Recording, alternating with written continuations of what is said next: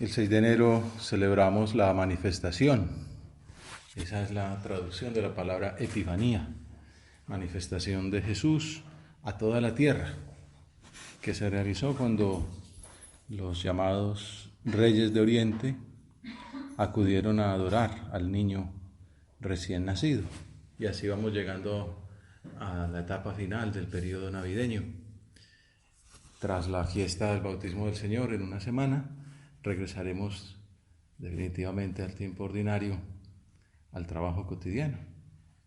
Y ese primer domingo meditaremos el inicio de la vida pública de Jesús, con el primer milagro en las bodas de Caná. Tiene su significado, son como 3 manifestaciones que recuerdan la antífona de la liturgia de las horas. Hoy la Iglesia se ha unido a su celestial esposo porque en el Jordán Cristo la purifica de sus pecados. Los magos acuden con regalos a las bodas del Rey y los invitados se alegran por el agua convertida en vino. Llama la atención cómo juega con las bodas de Caná que se dan también ya en el Jordán con el bautismo, y los magos son testigos de esas bodas, las bodas de Cristo y de su iglesia. Manifestación quiere decir que el Señor se revela, se da a conocer. Esa palabra epifanía se usaba en ese entonces para hablar de los reyes que visitaban a sus pueblos, que se manifestaban, ¿no? Y llevaban de regalo pues monedas, ¿no? Dones que la gente agradecía y llamaban el Salvador. Esos dones le llamaban gracia, ¿no? Pasó el rey y qué gracias trajo, ¿no? Pues yo me quedé con estas 3 monedas de oro, ¿no? Como en las bodas del gran rey. A ese rey que venía le llamaban el Sóter, el Salvador. Entonces, en la liturgia cristiana aplican con verdadero sentido pues ese nombre de Salvador al niño, la gracia al regalo que es la salvación, y la epifanía a la manifestación suya, el mostrarse a los hombres. Esto está, por ejemplo, en la carta de Tito que leemos en la Navidad. En 2 misas de la Navidad está previsto leer ese mensaje. Pero antes debemos profundizar en el significado luminoso que nos ofrece esa estrella que guió en el pasado la esperanza de los reyes y que hoy debe orientar la nuestra en un año que comienza. Una estrella que supera al sol en luz y en hermosura, dice la liturgia de las horas, que tiene unos cantos bellísimos para esta fiesta de hoy. Una estrella que supera al sol en luz y en hermosura. Dice que miremos ese sol tan maravilloso que nos ilumina. Anuncia que con carne humana Dios ha venido a la tierra. Es ya la segunda semana de Navidad. En la primera se conmemora pues toda la semana como si fuera el día de Navidad, la llamada octava de Navidad, donde se conmemora el martirio de Esteban, la fiesta de San Juan, los mártires inocentes, la maternidad divina de María, la fiesta de la Sagrada Familia. Y ya en esta segunda semana vemos esa manifestación pública, universal, de la gloria del Hijo de Dios a todos los pueblos de la tierra. San León Magno predicaba que la misericordiosa providencia de Dios, que ya había decidido venir en los últimos tiempos en ayuda del mundo que perecía, determinó de antemano la salvación de todos los pueblos en Cristo. Un énfasis como muy oportuno. El énfasis en que la encarnación de Jesucristo y su paulatina revelación a todas las gentes procede de la misericordia, del corazón clemente del Señor. En el centro de esta solemnidad se encuentra la peregrinación de los Reyes Magos. No está claro el número de reyes que acudieron a adorar al Mesías judío. Algunas tradiciones hablan de 3, de 7, hasta 12. El primero que habla de 3 y que terminan pues llamándose Melchor, Gaspar y el negro Baltasar, como dice el villancico, es porque como los dones son 3, entonces pues suponían que eran 3 los donantes.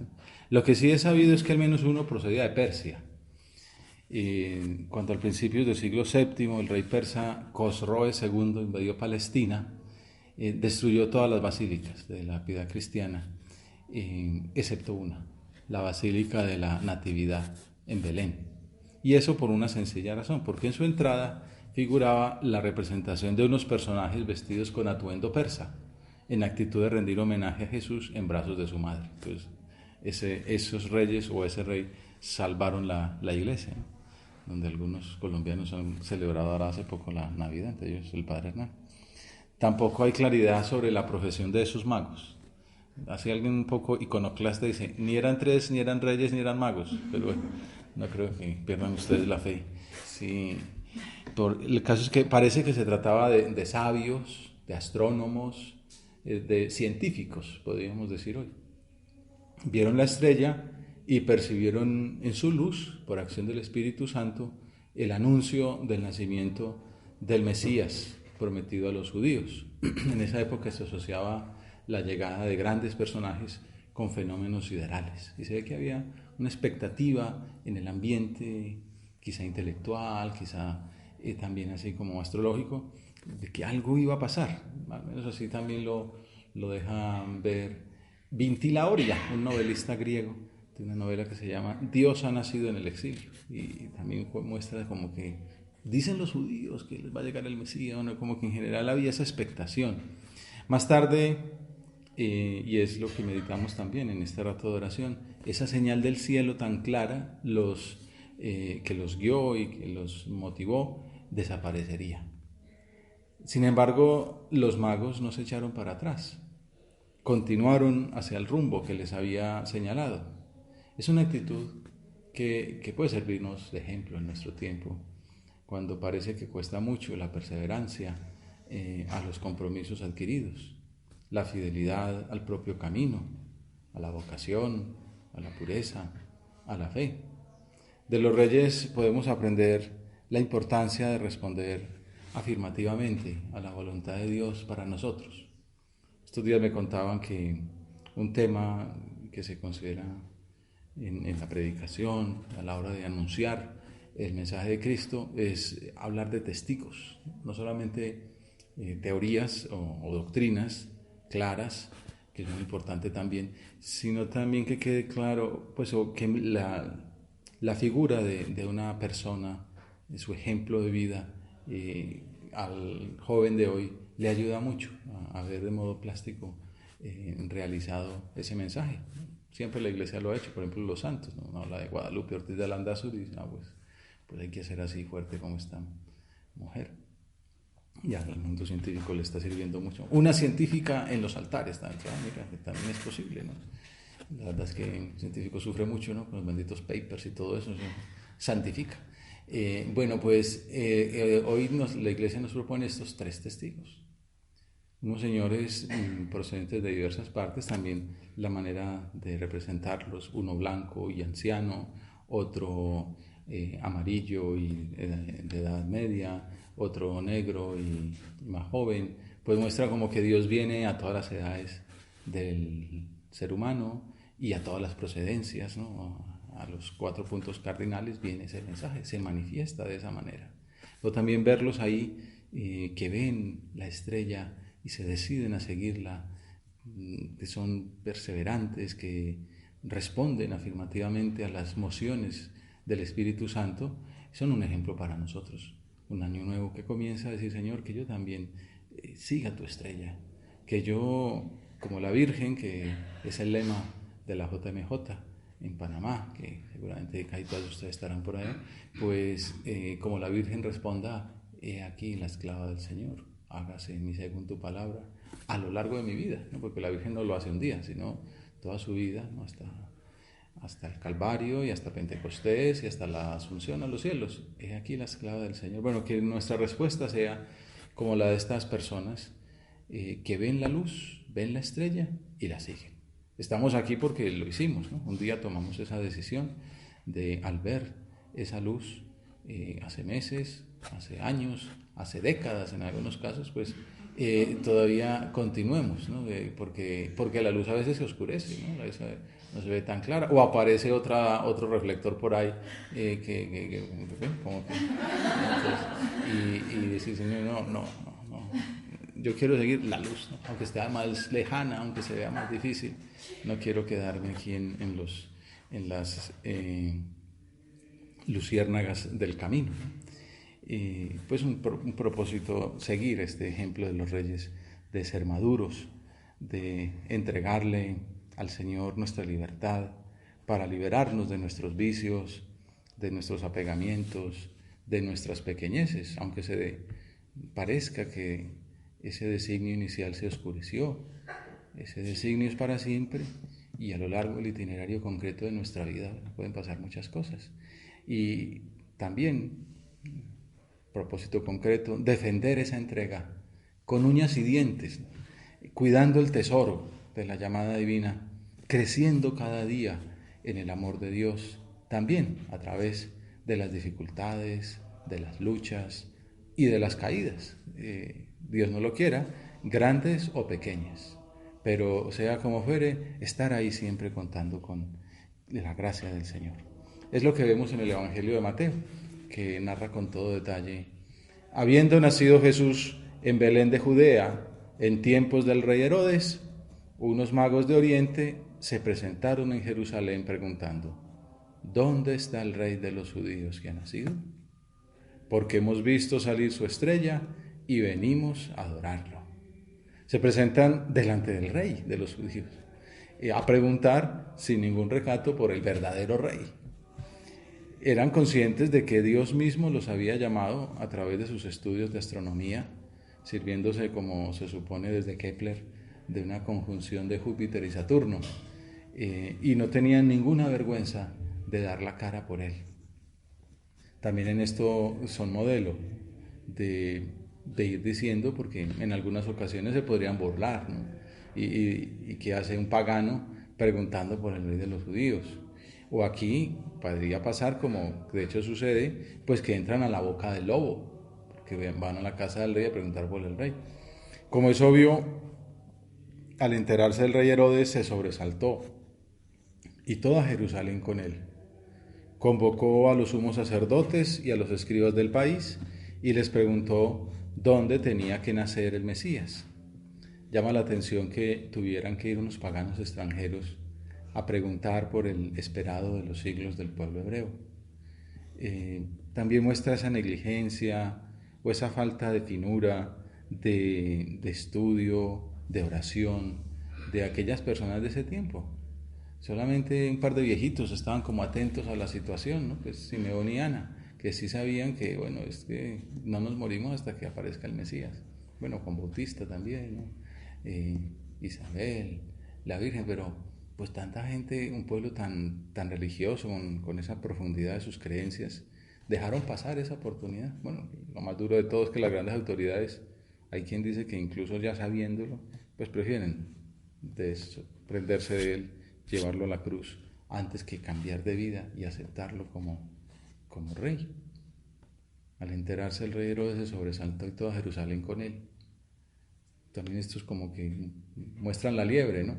Generan el ambiente de, pues el caso es que ya está, ya nació el Mesías, a ver quién sabe dónde está. Y entonces ahí sí buscan a ver qué decían las Escrituras. Es lo que celebramos en esta solemnidad.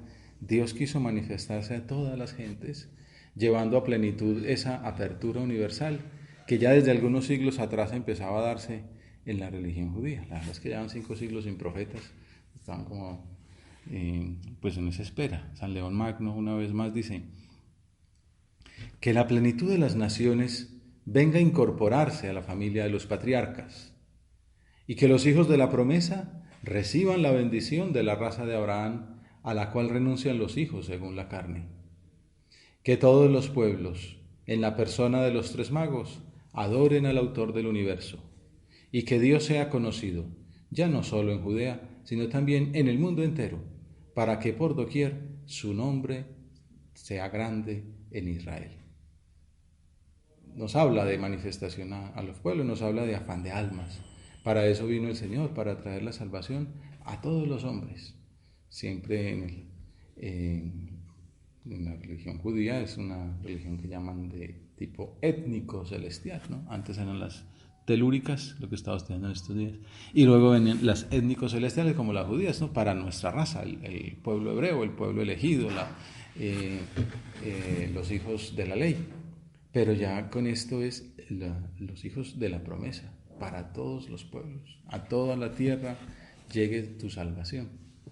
Después de estudiarlo, aquellos expertos que Herodes consultó le respondieron que ¿dónde tiene que nacer? En Belén de Judá, porque así lo ha escrito el profeta. Y tú, Belén, tierra de Judá, no eres ni mucho menos la última de las poblaciones de Judá. Era un pueblito ínfimo, ¿no? Si Nazaret era pequeño, pues Belén todavía más, ¿no? Una pequeña aldea, lo único que se acordaba era que ahí había nacido David, pero como en estos pueblos por aquí a veces que no, pues, no tiene mucho que mostrar, entonces pues, bueno, que ahí vivió un historiador o que por ahí pasó Bolívar una noche y tal, pues un poco, Belén lo único que tenía para dar era, bueno, aquí nació David, pero con el censo, pues el Señor se sirvió de todas aquellas circunstancias también, muy interesante. El emperador del mundo gestiona las cosas para que se cumpla el nacimiento del Hijo de Dios en Belén, donde estaba previsto. Belén, que por lo demás, ustedes saben, el Papa decía el pasado 24 de diciembre, significa tierra, casa del pan, la casa del pan, donde nace el alimento de la vida eterna. Pero bueno, ya eso consideramos ayer en la oración. Y tú, Belén, tierra de Judá, no eres ni mucho menos la última de las poblaciones de Judá, pues de ti saldrá un jefe que pastoreará a mi pueblo Israel. El evangelista pone como el énfasis en que Jesús cumple las profecías mesiánicas. La estrella que anuncia su nacimiento, el capítulo 24 de los Números. La ciudad de Belén en la que nace, capítulo 5 de Miqueas. La sumisión a Dios de los reyes de la tierra, que ofrecen sus dones y le adoran, como dice el capítulo 49 de Isaías, el Salmo 72. Por eso cantamos ese himno tan bonito, el Reyes de Saba veniunt, ¿no? En Navidad contemplamos a los humildes pastores que después de escuchar a los ángeles cantando el Gloria, corrieron a adorar al niño en el portal.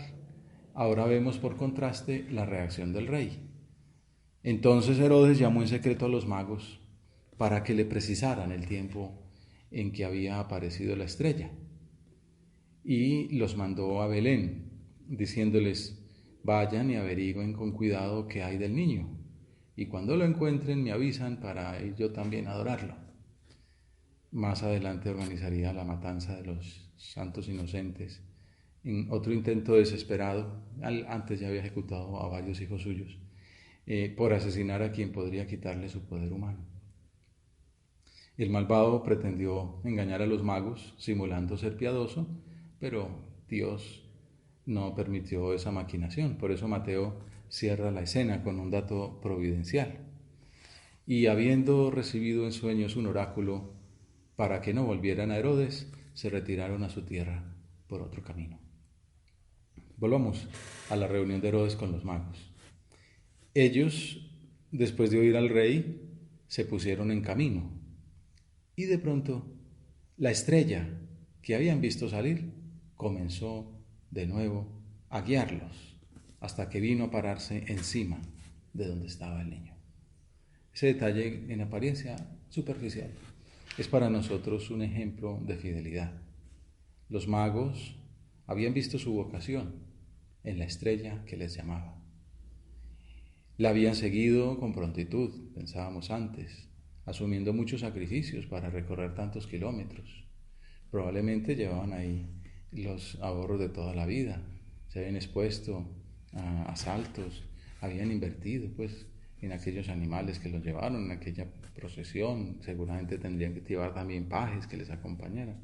Y después de tanto esfuerzo, de tantos meses, quizá años, ¿no? Porque ese dato de que el rey Herodes manda matar de 2 años para abajo, pues no es que haya aparecido como muestran a veces las representaciones ahí junto con los pastores, los reyes magos, ¿no? Pues, puede haber sido hasta 2 años podía tener el niño y estar allí María y José en Belén todavía.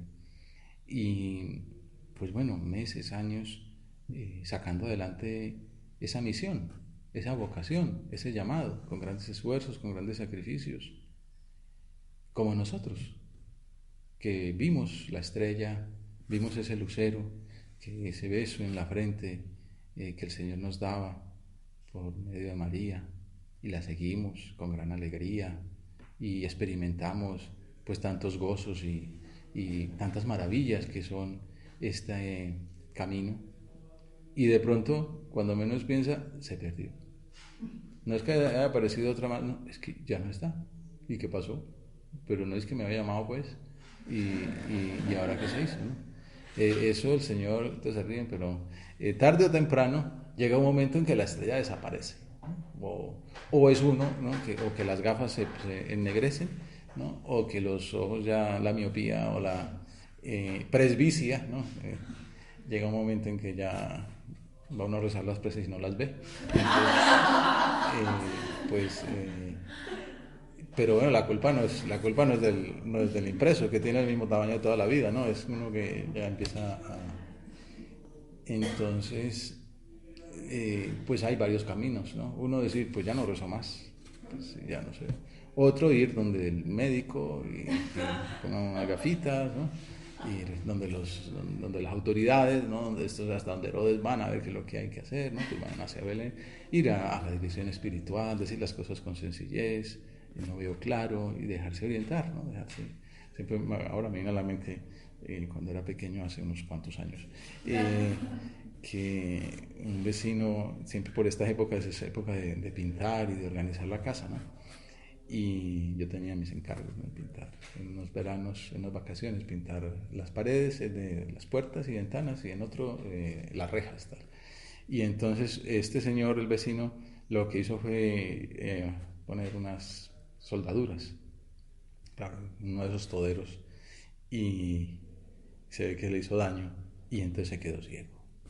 Y súper para un niño de 10 años ver al vecino ciego ahí, ¿no? Con los ojos tapados, y bueno, resultó ser una, no sé qué ahora sí, una conjuntivitis, lo que sea. No, 15 días después ya estaba viendo, ¿no? Pero, pero claro, que de la noche a la mañana no quede ciego, pues ¿qué hay que hacer? Pues dejarse guiar en los lazarillos ahí, ¿no? La esposa, los hijos, y bueno, y dejarse guiar del médico, y luego uno vuelve a ver qué es lo que le pasa a estos. Volvieron a ver la estrella.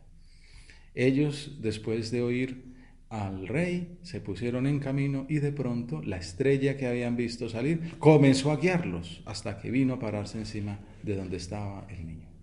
Estos hombres fueron fieles, habían visto su vocación, la habían seguido, y después de la desaparición, pues la volvieron a ver.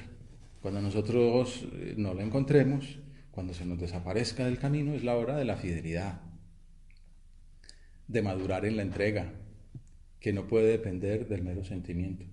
No estoy hablando de una crisis de los 20, una crisis de los 30, cualquiera, ¿no? Cualquier momento es bueno para una crisis, ¿no? He oído de todo. Siempre se hablaba de la crisis de los 40, ¿no? A los 40 años como que uno dice, ay Dios mío, ¿yo qué he hecho? No he hecho nada. Entonces el médico termina de ganadero, y el ganadero termina de usted saber qué, de político, y bueno, y el que no estaba casado quiere casar, y el que estaba casado se quiere descasar, o casarse otras 3 veces. Bueno, es la crisis, ¿no? La crisis de los 40.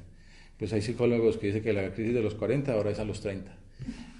Y otros que dicen que es a los 50. Total, en cualquier momento hay crisis, porque la luz desaparece, ¿no? Y entonces hay que ser fieles, ¿no? Y hay que perseverar. Y a los 80 también, ¿no? El demonio meridiano, pero también está el demonio vespertino, ¿no? Cuando yo no he hecho nada, a veces está el momento de pronto hacer alguna locura y hacer algo que haya valido la pena, entre comillas. No, de madurar la entrega, que no puede depender del mero sentimiento, ¿no? Como hace sol y estoy bien acompañado, pues soy feliz. Pero si estoy solo y está lloviendo, pues no. Hacer como los magos, ¿no? En lugar de volverse atrás, perseveraron en el camino que habían visto desde el comienzo, y el Señor los premió con la reaparición de la estrella, y además con la contemplación del niño Dios. El relato concluye con una anotación que resume sus emociones. Al ver la estrella se llenaron de inmensa alegría. Y pues está esa homilía de San José María, de la Epifanía en Es Cristo que pasa. Dice, ¿por qué tanta alegría? Porque los que no dudaron nunca reciben del Señor la prueba de que la estrella no había desaparecido. Dejaron de contemplarla sensiblemente, pero la habían conservado siempre en el alma. Así es la vocación del cristiano. Si no se pierde la fe, si se mantiene la esperanza en Jesucristo, que estará con nosotros hasta la consumación de los siglos, la estrella reaparece. Y al comprobar una vez más la realidad de la vocación, nace una mayor alegría que aumenta en nosotros la fe, la esperanza y el amor. Entraron en la casa, vieron al niño con María, su madre, y cayendo de rodillas lo adoraron. Qué bonitas son esas representaciones, esos frescos medievales, cuántos cuadros estupendos mostrando este momento, que no es simplemente que están entregando los cofres con sus regalos, sino que están viendo el esperado de los siglos, están contemplando el premio a la perseverancia en su vocación. Abriendo sus cofres le ofrecieron regalos, oro, incienso y mirra. La Epifanía es la manifestación del Rey Mesías a todos los pueblos. Pero, ¿qué nos dice esa fiesta hoy a nosotros? Pues quizá nos invita a preguntarnos, ¿no? Por el influjo que nuestra confesión de fe marca en el ambiente en que nos movemos, qué tan apostólicos somos, qué tantos deseos tenemos de llegar con nuestra fe a todos los rincones de la sociedad, y también qué tan fieles somos a la llamada divina. Pongamos los propósitos que hemos formulado en esta meditación de apostolado, de fidelidad, en manos de la Virgen. Los Reyes Magos, termina aquella homilía, tuvieron una estrella. Nosotros tenemos a María. Stella Maris, Stella Orientis, estrella del mar, estrella del oriente. Le decimos, Santa María, estrella del mar, estrella de la mañana, ayuda a tus hijos. Nuestros celos por las almas no debe conocer fronteras, que nadie está excluido del amor de Cristo.